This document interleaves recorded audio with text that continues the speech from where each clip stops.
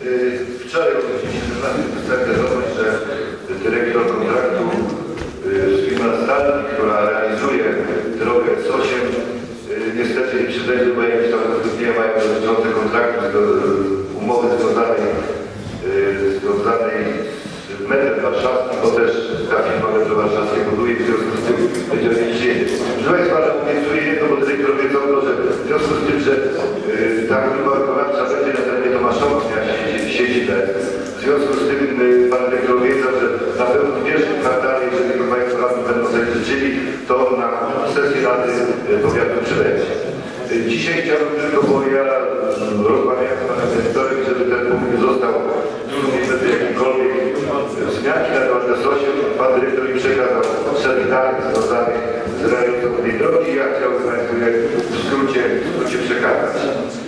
Proszę Państwa, odcinek S8, to znaczy drogi krajowej numer 8, tutaj w naszej okolicy obejmuje odcinek od autostrady A1 pod Piotrkowem do Nowego Węzła, który jest w Prawie Mazowieckiej wyjazd do Białej Kaszki. Ten odcinek będzie modernizowany, dostosowany do pasażerów drogi ekspresowej. Jest to 61 km, 228 metrów. Proszę Państwa, na tym odcinku powstanie 14 węzłów bezkolizyjnych w ramach w sumie 107 obiektów różnego rodzaju, obiektów wiadukty, mosty, przewózcy.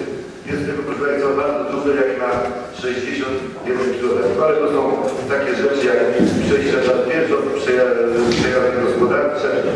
Ja teraz w skrócie tak przeczytam. Klasa techniczna droga S, ilość ilość pasażerów 2, szerokość pasażerów 350, szerokość pasów awaryjnych 250, szerokość poboczy gruntowych minimum 25.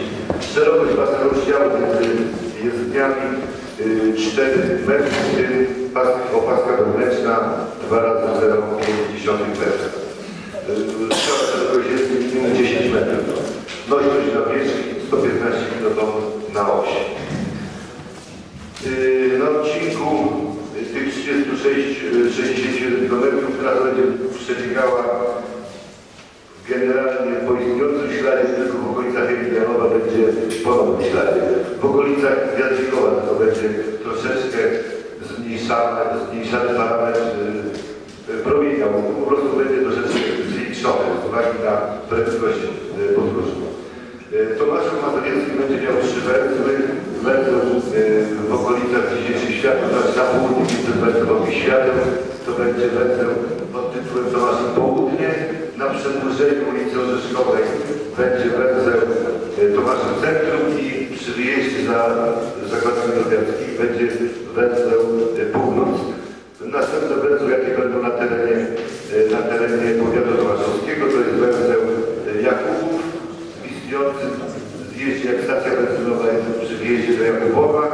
Następny będzie Mijanów w okolicach istniejącej stacji benzynowej, o ile się nie mylę, możliwe, że nie dokładnie mówię, ale w tamtych okolicach. Będzie węzeł Czerniewice. Węzeł Czerniewice będzie zlokalizowany przy wjeździe środkowym do Czerniewic. Nie jest to najszczęśliwsze, ale taka decyzja została podjęta przez gminę Czerniewice. Następny węzeł to będzie Wólka, jak rodzictwa przecięciu z drogą powiatową numer 4302E. I następny węzeł na terenie powiatu tomaszowskiego to będzie węzeł Podkonice na przecięciu z drogą powiatową numer 4153. Już ostatni węzeł to będzie już prawie mazowiecki, także nas nie dotyczy. Proszę Państwa, droga w ogóle będzie zaprojektowana, to znaczy zaprojektowana droga na wierzchu będzie miała betonową. Na całym odcinku taki sam beton, to znaczy podobny jak beton, jak jest w okolicach Policzki. Taka będzie cała wierzchnia, będzie korytowanie na głębokości 80 czy 80 cm. Także to będzie przystosowane do tej największej nośności. Proszę Państwa, cała droga będzie ogrodzona. Będą nowe zastosowania roślinności przyrодnej, będą budowane ekrany akustyczne dla ochrony przed hałasem, budowa urządzeń podczyszczających wodopadowe z pasu drogowego, przebudowa budowa urządzeń melioracyjnych, likwidacja sieci i kilka budynków. Proszę Państwa, budynków będzie rozbieranych 96. W związku z budową kompleksu będzie 96 budynków rozbieranych na etapie całego odcinka, nie mówię na terenie powiatu tomaszowskiego, na terenie całego odcinka. Proszę Państwa, rekultywowane będą tereny po likwidacji istniejących odcinków dróg. Ten odcinek, który będzie w okolicach Janowa, będzie według relacji Generalnej Inspekcji przekazany do eksploatacji na potrzeby ruchu lokalnego. Budowa elementów bezpieczeństwa ruchu, oznakowanie poziomu, oznakowanie pionowe, bariery ochronne, system telematyki, znaki o zmiennej treści, system detekcji ruchowej. Te wszystkie takie, które Państwo trafiacie na autostradach, ograniczenia prędkości, to jest to wszystko będzie w wersji elektronicznej. Będzie później przeprowadzony audyt bezpieczeństwa ruchu drogowego, budowa oświetlenia drogowego w rejonach węzłów i miejsc obsługi podróżnych. Miejsca obsługi podróżnych to są parkingi i ewentualnie parkingi związane ze stacjami benzynowymi. Likwidacja przebudowy urządzeń infrastruktury technicznej, wykonanie wycinki drzew i krzewów, zapasem drogowym, budowa parkingu dla pojazdów przewożących materiałów niebezpiecznych oraz miejsc ochrony pojazdów. Powiem Państwu tak, cały kontrakt, który został podpisany 3 września tego roku, obejmuje kwotę te 61 km drogi ekspresowej, która przez stosowania drogi krajowej do drogi ekspresowej kosztuje 1 721 milionów. Także są to bardzo, bardzo duże pieniądze. Czas realizacji drugi kwartał 2012. Powiem Państwu też, że nadzór nad projektowaniem i rozbudową drogi krajowej nr 8 to koszt 16 237 000.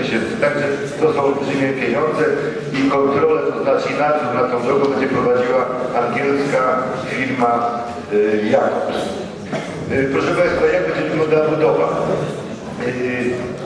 Jeżeli Generalna Dyrekcja Dróg Krajowych i Autostrad zgodzi się na warunki przedstawione przez firmę Astaldi, to od stycznia zaczną prace związane z wyburzeniami, z wycinkami drzew, z wycinkami lasów, przebudową infrastruktury podziemnej, która będzie niezbędna na realizację drogi ekspresowej.